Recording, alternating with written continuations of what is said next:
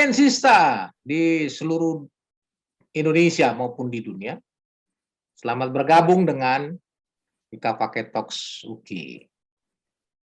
Mari kita bergabung bersama dengan alumni-alumni lain untuk merajut potensi alumni untuk kebangkitan FK UKI.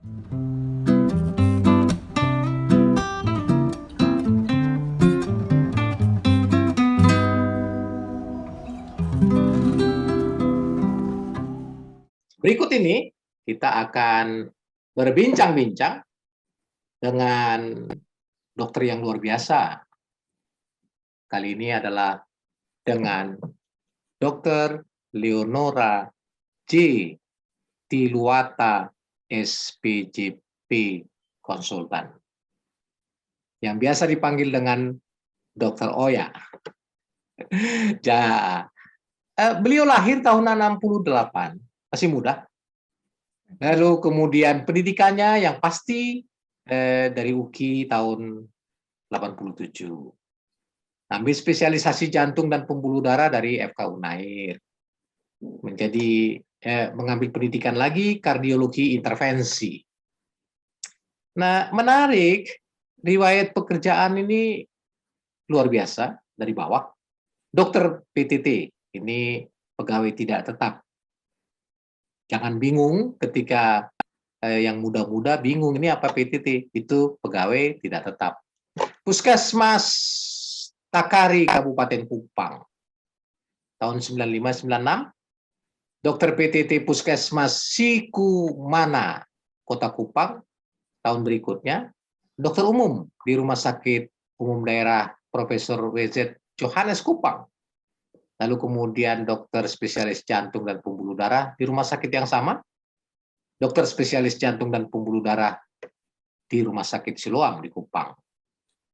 Dan juga sekarang ini jadi ibu guru, jadi dosen dan pembimbing klinik di FK Universitas Cendana Kupang.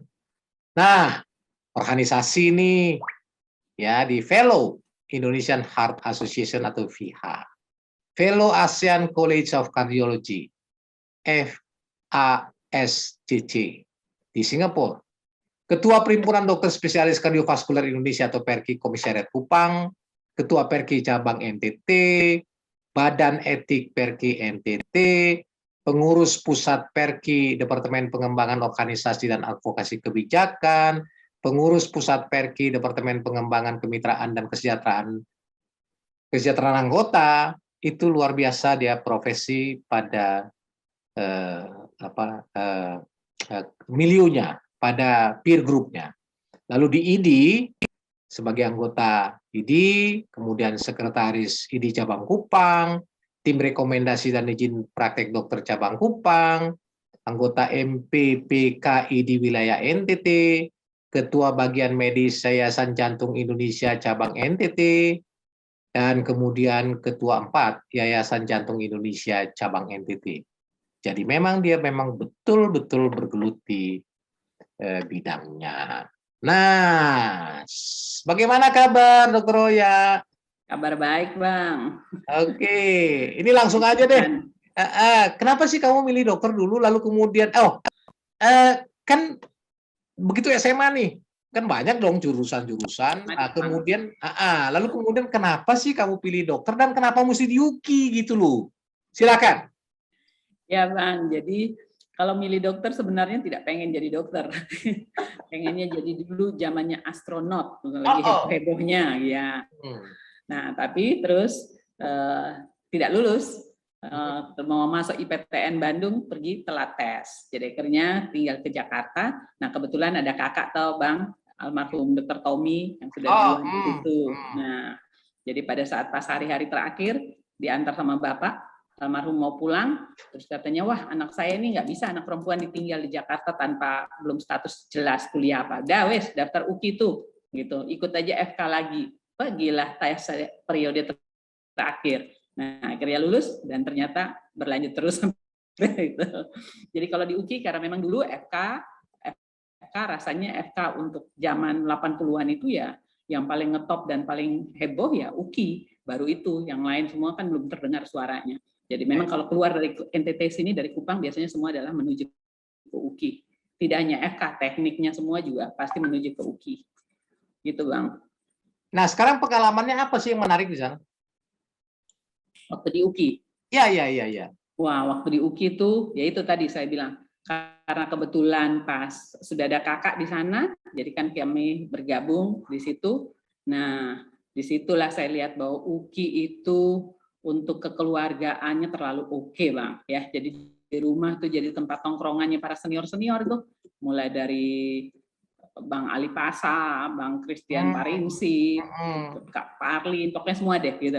Di Tebet kami di kontrakan orang tua rumah di Tebet, jadi itu jadi tempat tongkrongan. Jadi saya lihat bahwa perjuangan, kebetulan yang sering nongkrong situ kan adalah anak-anak perantau ya, baik yang dari Medan, baik dari Papua, Bang Resi, Ambon, terus kami ya, jadi ya untuk mencapai dokter itu saya ingat kalimatnya Dokter Parlin Simangunsong. Untuk jadi dokter tuh dia ngajarin saya. Bisa. Kalau kamu cantik, itu ngomong jeleknya. Kamu cantik, bisa bermodalkan paha. Kalau kamu pintar, bermodalkan otak. Kalau kamu kaya, bermodalkan duit. Nah, kamu ada di mana? Saya punya otak gitu ya. Dan itu puji Tuhan mereka jadi senior-senior yang baik ya, tiap mau ujian, kalau besok mau ujian kebidanan langsung malam ini ditentirin ya, jadi ya puji Tuhan akhirnya saya bisa lulus selalu lancar sampai selesai Bang. Jadi kekeluargaan bimbingan dari para senior itu sangat baik gitu ya. Hubungan kekeluargaan pendidikan itu walaupun dibilang situ kan orang-orang kasar ya, Indonesia Timur semua tuh dengan suaranya yang keras, suaranya doang keras Bang, hatinya betul-betul baik ya. Begitupun dengan para guru-guru, para dosen, para profesor semua. Itu Bang. Jadi memang waktu kuliah di UKI betul-betul menikmati saya. Oke, nah sekarang kan tuh di UKI tuh. Nah sekarang kau kan ngambil SPJP. Ya. Nah itu gimana ceritanya? Nah, jadi sebenarnya itu kayak tadi juga Bang, dokter sebenarnya niatnya tidak ke situ. SPJP pun juga tidak. Saya niatnya Obsgyn. Beberapa kali saya tes Obsgyn. Tapi karena waktu saya tes itu saya belum punya anak, sehingga waktu dulu itu masih persyaratan di Obsgyn kan selama pendidikan tidak boleh hamil. Kalau hamil kan tidak boleh. Jadi begitu saya kalau pas wawancara ditanya sudah punya anak belum, sudah deh mundur aja katanya gitu. Soalnya kalau pendidikan tidak boleh hamil. Loh kami sudah bawa surat pernyataan dari suami selama pendidikan tidak hamil. Jawab para dosen-dosen itu, terus kalau sudah hamil apa kami suruh gugurkan? Kan nggak mungkin. Ya sudah cari bagian lain saja. Nah pas saya lagi nongkrong gitu saya terakhir tes Obsgyn di Surabaya. Begitu tes di situ karena disuruh Belanda nggak usah lanjut lagi deh gitu karena persyaratannya. Saya lagi nongkrong di kantin terus dihubungi sama kakak almarhum Dr. Tommy, kebetulan dia sudah ambil BTKV. Dia bilang lagi di mana? Surabaya. Ngapain? Ujian Obsgyn tapi nggak diterima. Udah lu masuk jantung aja tuh, lagi banyak sepi peminat, Surabaya buka. Ya udah, karena saya melangkah ke situ Bang, tes dan kebetulan sekali pada saat itu sama para senior dosen itu ada dua dosen yang almarhum Dr. Yatno, SPJP sama itu bilang gini. Waktu itu sempat terjadi tsunami di Maumere ya. Oh iya. Ya, waktu tsunami itu ternyata yang paling banyak membantu itu dari Surabaya. Jadi sama dokternya dibilang begini, kami itu punya alat DC shock di Maumere, tapi sejak kejadian sampai hari ini tidak bisa dipakai karena tidak ada yang dokter yang bisa pakai. Kamu benar mau kembali ke NTT? Iya, ya sudah. Kalau kamu mau kembali, pulang urus surat sama gubernur perjanjian dan kamu masuk. Itu aja Bang. Jadi, waduh, benar-benar jalannya. Luar biasa. Dengan itu bermodalkan bahwa pulang kamu gunakan tuh alat, ajarkan semua teman-teman di sana untuk menggunakan alat-alat jantung darurat itu. Masuklah saya, pulang langsung urus surat, 1 minggu dipanggil. Jalan Tuhan dan ternyata menikmati. Ya itu luar biasa memang. Oke, nah kalau kita melihat perjalanan itu kan kesannya seperti tidak ada masalah ya, kesannya. Nah, apakah itu ketika mengabdi di masyarakat, apakah waktu PTT misalnya setelah jadi dokter umum, dan kemudian tentu setelah menjadi dokter spesialis misalnya. Nah, ini apa sih pengalaman-pengalaman yang yang sangat menarik yang kadang-kadang kau berpikir, "Oh iya ya, kenapa ya saya ngalami seperti ini tetapi bisa melampauinya dengan luar biasa," misalnya. Ya. Nah, silakan ini mungkin agak lama, silakan aja. Saya kasih waktu cukup lama di sini. Ya. Silakan. Jadi kalau pengalaman begitu saya datang tugas, kalau memang saya memilih pulang ke Kupang karena memang orang tua saya di Kupang dan saya berjanji bahwa karena kebetulan kakak juga Tommy tidak pulang, terus adik-adik semua juga di Jakarta, sehingga saya memang bilang satu harus pulang dan saya bilang saya yang pulang, gitu ya. Jadi saya pulang tugas ke NTT dan pulang sini saya dapat tugas yang tadi di Puskesmas Takari. Itu adalah perbatasannya. Memang masih masuk Kabupaten Kupang, tapi pas perbatasan dengan kabupaten sebelahnya. Dan perjalanannya situ sebenarnya kalau dari rumah orang tua saya di Kupang itu hanya sekitar 1,5 jam sampai 2 jam gitu. Tapi di sana belum tersedia tempat untuk perumahan dokter. Jadi saya tugas di sana setiap hari subuh. Jam 3 pagi saya sudah ikut bis angkutan yang paling pertama keluar itu jam 3 pagi dia jemput saya di rumah. Jadi saya cukup modal naik di bis dengan tidur-tidurnya pakai baju ini itu untuk dia keliling cari penumpang baru nanti menuju ke puskesmas itu. Sampai di puskesmas saya sekitar jam 5 pagi. Nah, sampai terus baru saya istirahat, saya dapat dikasih kamar di puskesmas rawat inap satu ruangan tempat rawat itu buat tempat tinggal saya. Jadi sampai di situ jam 5 saya istirahat dulu, nanti jam 7 jam 8 lah. Karena dulu di kampung kan jam 7 orang belum bergerak. Jam 8 baru mulai siap-siap untuk membuka puskesmas. Kalau setelah lewat ini saya pikir kok bisa saya 2 tahun itu tiap hari bolak-balik ya. Jam 3 subuh jalan gitu ya. Nanti sore jam 5 jam 4 itu pulang lagi, ikut bus itu pulang gitu. Kok bisa sanggup ya. Tapi ternyata ya memang sanggup. Kalau sekarang mungkin kalau dipikir-pikir ya tidak, tapi pada saat kita menjalani ternyata bisa. Dan ada desa di tempat saya itu, wilayah kerjanya ada satu tempat yang sangat-sangat jauh. Sangat jauh, jadi jalan masih jelek, jadi kalau untuk sampai ke sana kita butuh waktu sekitar 8 jam. Naik turun gunung ya. Dan di sana ada satu suami istri, jadi suaminya perawat, istrinya bidan yang bertugas di situ dan mereka tinggal di situ sudah ya saya sama sudah menikmati walaupun dengan tempat yang sepi itu tapi begitu indah. Jadi kami kalau ke sana seperti biasa ada pakai puskesmas keliling ya. Biasa mantri perawat-perawatnya rutin turun sebulan sekali, 2 minggu sekali atau pas antar vaksin dan sebagainya atau mereka keluar pas ambil gaji. Tapi kalau tiap turun itu ya serunya mereka selalu, "Ibu dokter turun yuk, turun lapangan." "Ngapain? Kalian aja turun." "Tidak, ibu dokter ikut." Nah, kenapa alasannya? Kalau ibu dokter ikut, kita pulang ambulan pusling kita langsung penuh dari mau ayam, telur, hobi segala macam gitu. Kalau kita sendiri tidak penuh Bu, paling hanya dibekalin sedikit. Tapi kalau ibu dokter turun, pasti pulang pusling kita penuh gitu ya. Tapi ya namanya di desa ya, emang itu hiburan. Ya, Paling ya. enak kita ke sana. Jadi kalau udah mau turun sudah apa? Temennya kan Kapolpos ya, Babinsa gitu ya. Terus yang dulu masih juru apa? KB, BK, juru yang penyuluh KB. Ya, gitu. juru KB. Jadi kalau turun tuh rame gitu. Jadi kita turun rame-rame, ya, menikmati itu. Itu betul-betul harus nyebrang 7 sungai yang kalau pas dia hujan ya bisa tertahan di sebelah gitu ya. Jadi saya pikir itu sangat-sangat menikmati. Awal-awal saya masih sering pulang, tapi akhirnya berikut-berikut sudah tidak pulang lagi. Jumat sudah dulu nongkrong kantor camat, main voli ya gitu ya. Sabtu mulai nongkrong sama kepala Babinsa segala, itu perbatasan Pak Bang. Itu dulu orang masih suka bawa cendana. Saya heran waktu itu kenapa saya enggak itu ya karena mungkin tidak berminat dan tidak berpikir. Itu orang masih menyelundupkan cendana tuh dari Soe Kabupaten Tetes tuh ke Kupang. Jadi tiap Sabtu ikutan nongkrong rahasia di perbatasan situ. Ya, jadi akhirnya lama-lama udah nggak pulang lagi. Tiap Sabtu baru pulang, nanti minggu malam balik lagi gitu. Awal-awal masih pulang pergi. Tapi ternyata ya itu nikmatnya kalau tugas di daerah dan ya UKI itu kan terkenal Bang ya, berani gitu ya. Apa saja tindakan, apalagi saya rasa bahwa dulu kita sekolah itu bedah untuk kasus bedah terutama ya, itu bisa dibilang bahwa sama universitas lain semua kita paling oke itu ya.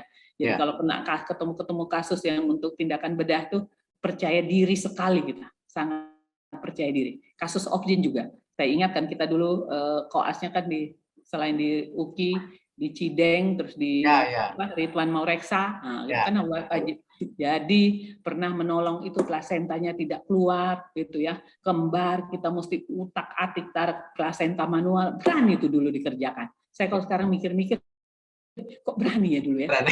Kalau tiba-tiba brojol semua rahim itu bagaimana? Tapi ternyata ya itu puji Tuhan. Dan setelah itu yang lebih seru lagi itu setiap kali sekarang kalau saya lewat tempat itu saya masih sering mampir.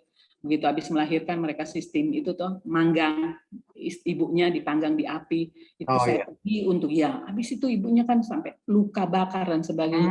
Perlu khusus itu tiap kali pergi pendekatan untuk kasih tahu mereka bahwa itu salah gitu ya. Jadi akhirnya sudah jadi saudara seperti kenal baik. Dia tiap kali sekarang kalau saya lewatin tempat itu pasti mampir, udah ingat mereka, oh ibu dokter. Gitu Bang. Jadi kalau ingat ya itu saya plasenta retensio plasenta, terus kasus-kasus bedah itu, wah itu benar-benar pengalaman yang kalau dipikir-pikir kok berani ya gitu ya. Kalau zaman sekarang ya Bang belum tentu. Ini tuntutan yang sebagainya ya udah mending rujuk gitu ya. Tapi kalau dulu bagaimana mau rujuk aja buat dia sampai Kupang udah perdarahannya kemana-mana pasti mati. Jadi kita KIE keluarga kita kerjakan, kita usahakan. Kalau berhasil puji Tuhan tercampur tangan niat baik. Betul. Itu jarak Soe ke Kupang karena kan pendengar kita 100, ini bisa 120-an kilo. Ada berapa jam kira-kira? 2 jam setengah. Nah, Soe itu di pegunungan ya? Iya, itu puncaknya Jakarta tuh. Nah, ini kita Soe namanya. Oke, ya supaya pendengar adik-adik kita yang nggak pernah ke sana supaya bisa ngebayangin. Tuh, teman-teman kita di Soe sangat banyak dan itu udah pemuda-pemuda yang saya bilang kebanyakan ya memang Batak-Batak semua itu. Oh ya? Saya pernah bikin pelatihan ACLS di Kupang dan mereka WA, belum zaman WA ya, masih Kak, kami juga mau ikut, tapi kan duit belum terima Kak. Terus gimana? Kita nyicil ya, nanti tiap kita gajian bayar 500.000, tiap nyicil bayar 500.000. Wah ini ACLS yang pakai nyicilnya hanya ada di NTT ini. Saya bilang, oke silakan. Mereka turun tuh dengan motor, semua motor tinggi itu Bang. Itu turun. Trail itu ya? Turun 77 dari kampung ini ikut ACLS. Gitu saya bilang, wah emang hebat. Dan mereka bertahan sampai sekarang itu masih tetap di situ. Sudah jadi tuan tanah semua di kampung-kampung itu. Ya itu menarik ya, menarik. Jadi artinya mereka akhirnya menyadari pelayanan itu menjadi apa ya, menjadi dinikmatin ya. Iya betul, dinikmati. Betul. Sangat menikmati mereka. Itu jadi tiap Sabtu gitu kumpul-kumpul. Tiap Sabtu kumpul-kumpul. Kalau dulu saya PTT tiap Sabtu jadi kita perbatasan ini dataran timur itu kan Kupang, Soe, TTS itu, terus TTU, Keva Menanu, terus Atambua, perbatasan sama Timor Leste. Jadi kita umpama apa bikin arisan. Ya, hiburan kita apa sih? Hiburan hanya itu, kumpul-kumpul sama teman. Jadi bulan ini nanti dari Kupang jalan jemput yang Soe jemput TTU sampai kita main di Atambua gitu. Nanti bulan depan balik Atambua yang turun jemput TTU, jemput TTS main di Kupang gitu. Jadi itu hiburan. Nah hati-hati nih, harus kau sebutkan itu TTU, TTS itu apa? Jangan sampai orang bisa mengerti berbeda itu. Oh iya, TTU itu nama Kabupaten Timor Tengah Utara. Oke. Timor Tengah Utara, ibu kotanya Keva Menanu. Kalau TTS itu Timor Tengah Selatan, itu ibu kotanya Soe tadi. Pak Jokowi udah 14 kali ke sini. Nah, ya luar biasa. Kali dia ke NTT. Luar biasa. Oke, jadi memang itu saya katakan. Jadi Kupang atau NTT itu menarik, apalagi dari UKI ternyata banyak di sana. Banyak. Ya, nah saya kira juga. Nah, jadi permasalahannya adalah kau kan sudah tinggalkan kampus nih, udah punya pengalaman banyak di daerah, lalu kemudian pertanyaan saya yang agak menggelitik adalah apa sih dari pengalamanmu itu yang bisa menjadi apa ya, menjadi trik atau apalah namanya yang adik-adikmu bisa lakukan yang di kampus sekarang kira-kira. Silakan.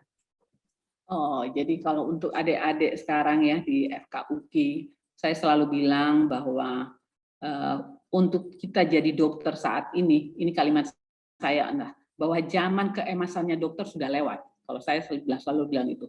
Dulu kalau dokter bertitah, semua keluarga pasien dan pasien akan menunduk. Iya dok, gitu. Sekarang dokter 1 kata, pasiennya 10 kata, keluarga pasien 100 kata, gitu ya.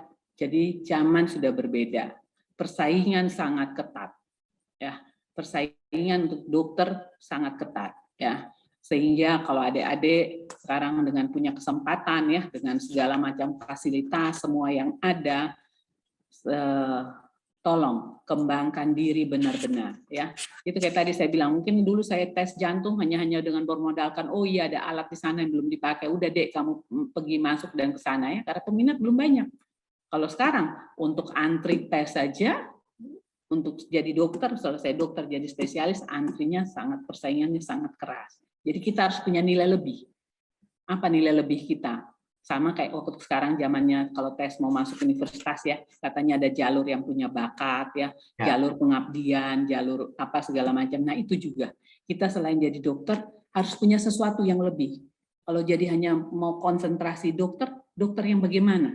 Harus punya lebih sesuatu, harus itu. Ya. Tapi kalau memang punya dokter terus ada hobi yang lain, hobi itu juga bisa dikembangkan ya. Karena kita kalau tugas ke daerah ya, minta maaf kalau tidak di Jakarta ya, tugas ke daerah itu yang bisa bikin kita betah, bisa bikin kita survive adalah kita nikmati apa yang ada. Apakah kita punya hobi dengan nyanyi-nyanyi, kumpul-kumpul sama teman, itu membuat kita betah juga di daerah ya. Apakah kita punya hobi untuk berkomunikasi dengan baik, kita bisa bikin seminar-seminar awam untuk masyarakat, itu akan bikin kita betah. Tapi kalau kita hanya konsentrasi dari rumah ke rumah sakit bolak-balik begitu, pasti kita nggak akan betah. Ya, jadi siapkan diri dengan benar-benar untuk talenta mau jadi dokter, oke, itu dimaksimalkan. Kemudian juga kembangkan apa? Ada yang bakat-bakat atau talenta lain itu dikembangkan. Karena itu juga jadi modal kita udah pada saat nanti kita kerja. Kemudian jangan lupa senior, para guru itu mereka sangat harus kita hormati. Dan dari mereka kita bisa banyak belajar ya. Kalau nanti pas ada ke NTT tugas silakan, kami cukup banyak di sini ya. Ada yang di daerah, ada yang jadi sekda malah sekretaris daerah ya, Dr. Gustinus Nasu gitu ya. Kalau tiap datang silakan, Kak, Bang, Adek, Kakak itu saya dari UKI. Udah langsung kita selalu di sini malah sebutnya orang kedutaan. Jadi kalau begitu dengar tuh ada anak kedutaan satu datang gitu ya wes minta WA-nya masuk grup gitu ya, atau pas kayak saya biasa sering kalau acara segitu begitu ya Uki, wah lu Uki lapor diri dulu ayo gitu ya. Jadi wajib lapor. Jadi itu adik-adik harus benar-benar manfaatkan keadaan yang ada, kondisi yang ada, semua sarana yang ada. Sekarang sekolah aja mahal. Saya kalau dengar sekarang untuk masuk FK, aduh anakku bisa enggak ya gitu ya. Kalau sudah di dalam benar-benar tolong maksimalkan segala potensi yang ada, jadi dokter yang baik ya, dokter yang punya prinsip ya. Tadi saya bilang karena sekarang jangankan tadi saya bilang keluarga pasien, kita sesama dokternya saja bisa berbeda pendapat ya, tapi bagaimana kita tetap dalam dialog etik. Ingat sumpah dokter, saya selalu bilang ingat sumpah dokter kita itu ya. Jadi lakukan profesi secara benar. Kalau kita sudah lakukan secara benar, orang mau bilang apapun terserah, yang penting kita benar. Tapi kalau begitu kita sudah melanggar, maka jangankan orang ngomong, tinggal ada yang korek dikit aja udah, kita udah jadi ATM seumur hidup. Ya, betul. Gitu, Bang. Oke, menarik sekali. Jadi banyak pengalaman, banyak yang harus dipetik. Mudah-mudahan adik-adik kita di kampus bisa melihat ada sesuatu yang perlu dipetik dari pengalaman senior-seniornya. Jadi banyak terima kasih untuk adikku, Dr. Leonora, Diluata. Sehat semuanya. Sehat. Ya, salam buat teman-teman di NTT. Oke, saya sampaikan, Bang. Yo, terima kasih. Perkumpulan di sini, kami punya perkumpulan alumni FK UKI. Oh, luar biasa. Dan sekarang kita sudah bukan hanya FK, Bang, kita bergabung untuk semua UKI, semua fakultas. Oke. Ya. Karena kemarin Pak Jokowi ke sini, berbicara tentang stunting NTT yang masih tinggi, maka kita semua alumni UKI berniat bahwa ini mungkin bulan depan kita akan gerak, kita akan ambil satu desa binaan, itu jadi desa binaan UKI untuk stunting. Ya, karena kebetulan banyak alumni kebetulan teknik juga, ada alumni teknik yang ketua DPRD provinsi NTT, gitu ya, banyak pejabat staf khusus, ya. Mudah-mudahan awal bulan Mei kita akan gerak, kita akan ambil satu desa jadi desa binaannya UKI. Untuk kita coba untuk mengentaskan, membantu pemerintah untuk kasus stunting di NTT. Ya, itu luar biasa, luar biasa. Wah, nanti kita bisa kontak lebih dalam hal seperti itu. Potensi kita banyak sekali.